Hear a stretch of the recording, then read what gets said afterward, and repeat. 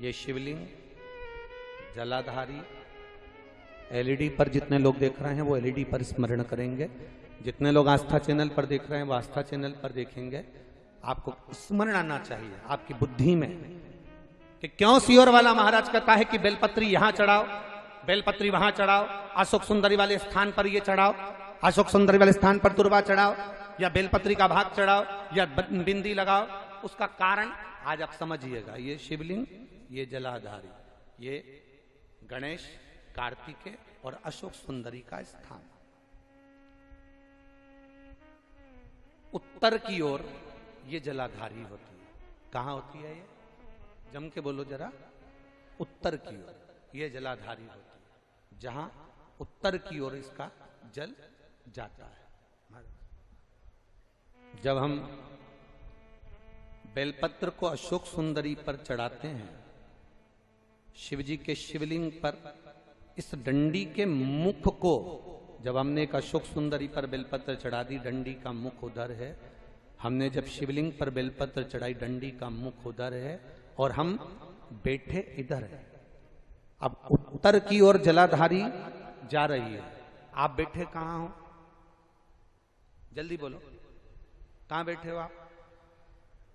उत्तर की ओर जलाधारी जा रही है और आपको जहां जलाधारी जा रही है उस ओर देखना है, तो आप बैठोगे कहां? दक्षिण में बैठोगे ना। आप बैठे कहां हो? दक्षिण में। जल चढ़ा रहे हो दक्षिण से। पहले चढ़ा दी आपने अशोक सुंदरी पर बेलपत्र, फिर चढ़ा दिया आपने शंकर भगवान पर बेलपत्र। चढ़ाने के बाद आप बैठ गए दक्षिण में, उत्तर की ओर तुम्हारा मुख हो गया। अब आप भगवान शंकर पर धीरे धीरे जल की धार छोड़ रहे हो, धीरे धीरे जल की धार छोड़।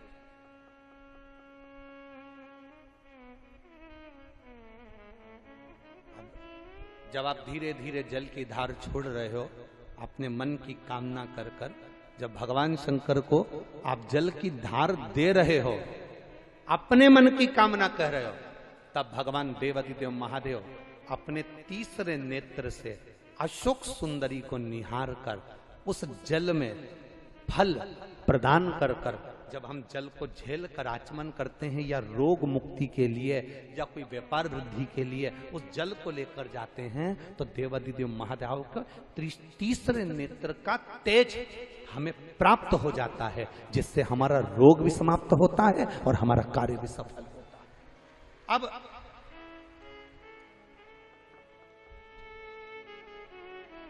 उनके तीसरे नेत्र का तेज हमें चाहिए। हम कौन? संसार में रहने वाले मनुष्य, हम साधारण मानव हैं। वो तो ललिता जी थी जो भगवान शंकर के तीसरे नेत्र के तेज को उन्होंने ग्रहण करा, देखा, झेला। आप और हम में से किसी की सामर्थ्यता नहीं जो भगवान शंकर के तीसरे नेत्र के तेज को हम झेल सके। झेल लोगे क्या? अरे बोलो तो जम के। नहीं झेल सकते ना, तीसरे नेत्र के तेज को हम नहीं झेल सकते। इसलिए हम कहां बैठे हैं? जम के बोलो जरा, कहां बैठे हैं हम? दक्षिण में। अशोक सुंदरी जलाधारी का मुख उत्तर में, हम बैठ गए दक्षिण में। जब भगवान का तीसरा नेत्र हमारे जल चढ़ाते समय, बाबा मेरा बेटा नौकरी की तैयारी कर रहा है, बाबा व्यापार तकलीफ दे रहा हूं, बाबा बहुत दुखी हूं, धीरे धीरे शंकर को जल समर्पित किया। थोड़ी सी कटोरी हमने जलाधारी के सामने लगा रखी है, उसमें बाबा का चढ़ा हुआ जल बह रहा है। तीसरा नेत्र जब अशोक सुंदरी को देखे, बाप अपनी बेटी को देखेगा, चल जाएगा।